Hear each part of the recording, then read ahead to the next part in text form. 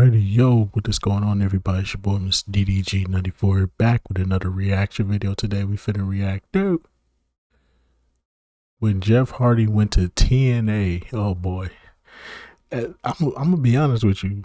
This is how I got introduced to TNA with Jeff Hardy. When they said Jeff Hardy was in another promotion called TNA, I immediately started watching just because of Jeff Hardy. Real talk. Like, I was like, if it wasn't for Jeff Hardy, I would have never knew about TNA. I'm just keeping it real with y'all. Real talk. So if it wasn't for Jeff Hardy, I wouldn't know nothing about TNA. So yeah, without further ado, let's get right into it.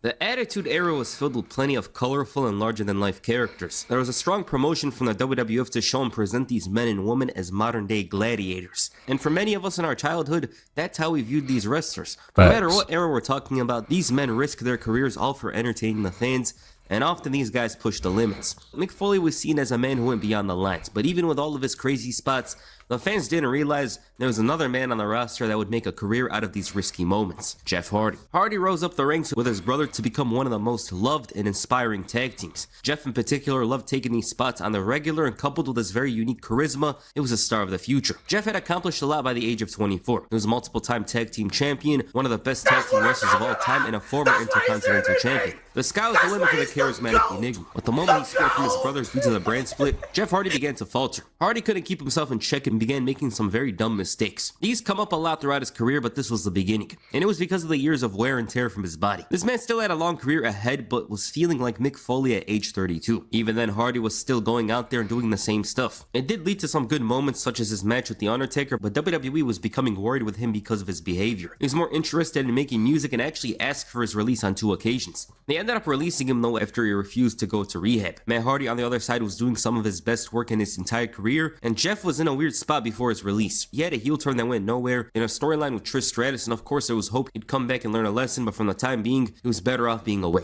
His first appearance outside of WWE was at the ROH Death Before Dishonor show in July. The show had been hyped up a lot, and a part of that hype was for Hardy's debut. Joey Matthews came out, Crazy K came out, but when Hardy showed up, even before he came out of the curtain, the fans booed like crazy and shouted, "Hardy sucks." You'd think Logan Paul showed up in ROH. These guys wanted no part. This wasn't 2001, and this wasn't even Jeff Hardy. It was Will-O the Wasp. Then he went on to change their perception in another world.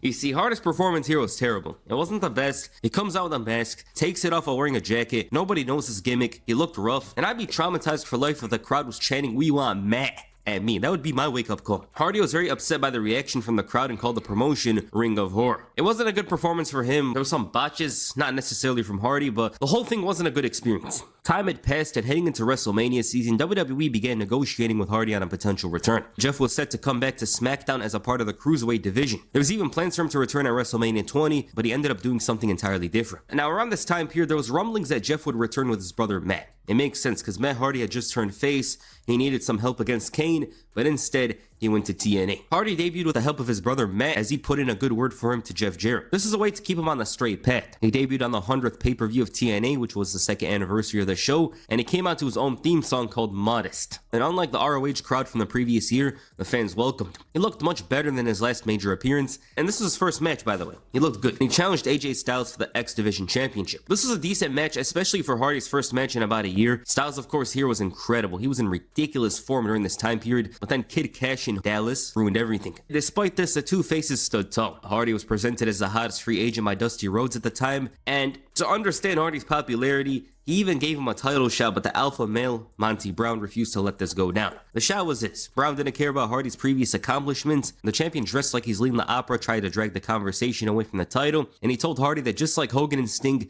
he's not going to do anything here. Not with him as champion. Let me stop the video for a moment. Anytime I go back to TNA from the years of 2004 to 2006, Jeff Jarrett one way or another brings Hulk Hogan and Sting into the conversation and how he got rid of them. Shockingly, I've heard this more times than I've seen a Jeff Jarrett dirty finish. Hardy gave him a beating and a half, but ran into the pounds. Even then, he stood tall only to walk into a guitar shop from the King of the Mountain. So this was Hardy's beginnings. It felt like they were pushing him a bit higher, potentially towards the NWA World Heavyweight Championship. But at the same time, this was a common occurrence from TNA. You know, they used to do this with the ex-WWE stars. But with Jeff Hardy at the same time, they didn't really know how long he'd stay around. So it's like they can't really build a long-term story with him. Heading into the number one contenders match, Brown was undefeated. He hadn't lost a match until he ran into the charismatic Enigma. Basic match here, but Hardy gets the title shot. Much better than their later match, I will say. Brown was protected with Jarrett causing issues on the outside. Even then, he still saved Jarrett with the pounce because he thought he should be the one to beat the King of the Mountain instead of Jeff Hardy. The champion felt that they shouldn't wait for long, that they should have the match immediately. This was a setup with the Elite Guard coming in. Now, heading into the vet, Hardy was being targeted by Jarrett and Brown. Monty was motivated by a title shot with Jarrett promising to give him the match if he took out Jeff Hardy. For Jarrett, he considered Hardy an outsider to TNA wrestling.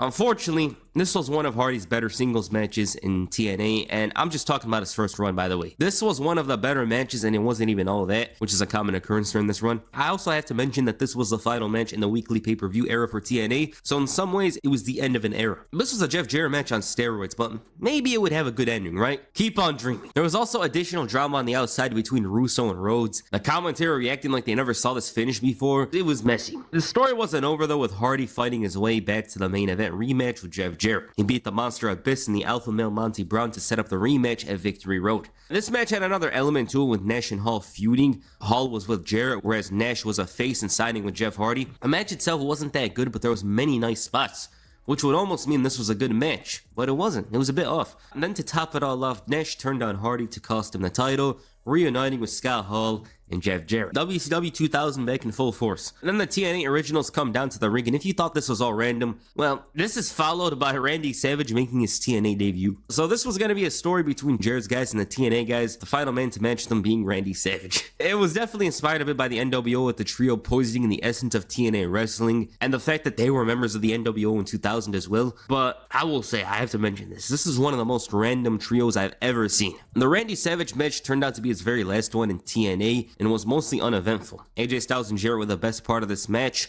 Styles in particular was sensational in every situation that had the brightest lights. He always showed up. Savage barely featured, which was expected, and the faces stood tall. He couldn't even hit his elbow. He was not in the best condition. He knew it at the time as well. He didn't feel like he was the Randy Savage of old. Savage disappeared after this with no follow-up since he never signed a contract, which might have been for the best because Jeff Jarrett, even if Savage was in a wheelchair, was going to drag him, hit the guitar, and beat him. It was a common occurrence at this point. Hardy continued dealing with the Kings of Wrestling following Turning Point with a focus on Scott Hall. Hall wasn't in the best condition, but it didn't last long. Hardy won before being confronted by the returning Abyss. He dropped him with a black hole slam, and this was the start of a very intense feud between these two. Abyss stalked Hardy over the next few weeks in the lead up to their match at Against All Odds. Hardy started to match his intensity, and there was one simple reason for this feud. Abyss was just mad and wanted to lash out on somebody. Their match was called Full Metal Mayhem. It was a match that involved tables, ladders, and chairs. Now, Jeff Hardy went insane here, but this match honestly was sluggish and suffers a lot. It was spot heavy, which was expected, but they took a long time in setting up the tables. It just had some questionable moments. I know his leg went numb here for sure. No wonder Jeff's banged up. Like, look at this spot. Jeff went crazy here. He went insane, but even then, Abyss scored the win and the title shot. Hardy was still on. This was my introduction to TNA. I'm not gonna lie to you. This was my introduction to TNA when he started feuding with Abyss. The good old days of TNA. I'm dead ass. Like, this was my first rodeo with TNA. On him and felt like he was owed a rematch, which he got at Destination X. This was False Count Anywhere, and it was much better than their previous match. This one is one of the best Jeff Hardy matches in this TNA run. Jeff hit one of these early in the match, which was insane to me because, I don't know, the match just started. Maybe it's a good thing it didn't come up in this era because I know for a fact that Darby Allin's spots would look amateur. I don't know how he would do it, but Jeff would find a way. Both men were resilient, although Abyss was a resilient monster. Hardy had to dig in deep to overcome the monster, and after the match, Abyss attacked. He brought the thumbtacks and dropped him with a black hole slam. You'd think the story would continue, but it would be pushed to the side. It would be pushed to the side in favor of another story. So later that week on Impact, Raven asked Jeff Hardy to be his tag team partner. He felt like they should combine their fan bases or something like that. Hardy declined it, and Raven decided he hated Hardy after he declined to be his partner. Raven's dislike of Hardy comes from him wanting to combine their fan bases. In some ways, Raven was jealous of Hardy's popularity. He had his own popularity, but Jeff Hardy's was a bit more interesting. This led to a lockdown tables match. This one was solid, but similar to Hardy's previous matches, it doesn't rise above a certain level. It was still good though, you know? It's strange, but watching this run, he was popular and loved, but that energy didn't translate much to his performances. And the funny part is, these are his match specialties. Like, these are the matches tailored for Jeff Hardy. You have any of these matches in the previous or following years, they would be much better. He was set for a rematch against Raven at TNA Hard Justice, but he ended up no-showing the event. This is a horrible thing and one TNA would use to make an example out of him. And now at the time, Hardy had his issues, but this was very strange. Hardy said a snake ate his phone, and that's why I couldn't notify them in time. My dog ate my homework. TNA had to replace him with Sean Wallman in a House of Fun match. He was suspended for 3 months, and this was the beginning of the end for him in TNA. He returned at Sacrifice to cause Jarrett and Abyss the match. It felt like he was returning back to the title picture, which wasn't the case because number one, Hardy wasn't in the best condition at the time and they couldn't trust him, but that's what it seemed like. He had a very basic match against Bobby Roode at Unbreakable, which resulted in a loss, before featuring in a Monsters Ball match at TNA Bound for Glory. This was probably Hardy's most iconic match in TNA. It's the one match to watch because it was Hardy at his best. This was prime Jeff Hardy, the craziest swanton in his entire career, and I don't think a single one comes close to this. He was so far out, and I was watching confused, like, how the hell is this guy actually gonna hit it? And then this madman took a pile driver from the top rope. Like, who does this? This was an insane match and definitely a highlight of Hardy's career. Him and Sabu were crazy during this one. It was a fast-paced battle that didn't overstay its welcome and established this match as chaotic and unpredictable. This ended up being one of Hardy's last appearances for TNA though. He had a very dull match against Monty Brown at Genesis for the right to become #1 contender, and at this point you can notice that they didn't trust him at all and their suspicions would end up true again. Now Snake didn't eat his phone this time around, but Hardy was supposed to wrestle on TNA's Turning Point pay-per-view. He wasn't even on the main card as well, but once again Hardy didn't show up, and that was the last of him in TNA. Hardy couldn't make it to the event and they punished him by suspending him. He never made a televised appearance again and only wrestled on collaborative shows. What's crazy is that while TNA wanted no part of him for the time being, and that would change of course as time went on, WWE wanted to sign him. Hardy also felt more motivated to return to WWE after hearing about their interest in May of 2006. He kept himself comfortable in training with Shannon Moore, and by that time, he didn't want to come back to TNA who softened up. And a part of that is despite Hardy being a mid-carder with no sign of a main event push, he was still selling merch. Even though Hardy has his problems, he has his fans who are dedicated and loyal and would spend money on the product to watch him, even if he's not in a big position. He ended up leaving TNA in July of 2006 in favor of a WWE return. So there it is, Jeff Hardy and TNA. Can't say I'm not disappointed. This is a very disappointing run when you think about Jeff Hardy. You think about a certain version of Jeff Hardy. What I seen here watching him, he was through the motions, he didn't care much, he had his own problems outside the ring, and there was a few performances such as his match with the Raven at Lockdown, his matches with Abyss, where he actually cared. It's just there wasn't much consistency with Jeff Hardy, and there wasn't a lot of effort. There was effort in his no DQ matches, but even some of those weren't as good as his WWE ones. There wasn't much with him here. He was zoned out, he didn't have great performances, a lot of his matches were dull, and the best part about Jeff Hardy in TNA is his entrance and his look. Like, he had a creative look at this point, the face paint and the modest theme song, which a lot of people don't like, but I personally like. Everything about the vibe that Jeff Hardy brings is great, but once the bell rings, it's a different story. What I find funny about all of this is the fact that the moment he goes back to WWE, he suddenly becomes his old self again. Like, his first 3 months in WWE were better than anything he did in TNA, which is insane to me, because it's like, he was there, he just didn't flip the switch. He needed something to motivate him and help him focus more, and that was WWE. They helped him in that regard. Plus, he had Matt Hardy by his side, so he was more motivated. So yeah. Alright, what'd you guys think of Jeff Hardy's TNA run? Please comment down below, and that's for his.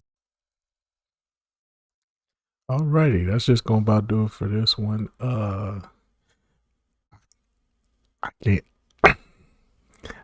I can't disagree. He was right on all cylinders. Yep. And Jeff Hardy was not himself in TNA. Like I said, this is what introduced me to TNA. What got me hooked into TNA was the likes of AJ Styles, Abyss, and all the other characters they had there at the time. That's what got me into TNA heavily. Just seeing all that talent over there, and then looking at WWE like, y'all got some competition. Y'all got some competition. That's what I thought at the time. Sadly, until, Hulk Hogan came around and fucked that up, but that's neither here nor there. Yeah, man, that's just gonna about do it for this one. Most definitely, man. Jeff Hardy, you know what I'm saying? That's one of my goats. That's one of my goats. But him in 10, that first run in TNA was terrible. It wasn't, well, I wouldn't say it was terrible, but it was like, it didn't feel like Jeff Hardy. Like he was doing stuff at times that would make you be like, oh shit. But then it's the rest of the time, it's like, this ain't it. What's going on with Jeff? It's like, is he slowing down? Is he beat up? Maybe he should have took more time off to get his body right. That's what I think. I still think that to this day. I think he should have took some time off to get his body right before going back into wrestling. But it is what it is, man. But anyways, though, that's just gonna about do it for this one. I'll see you all the next video. Till then, peace out. The good old days of TNA.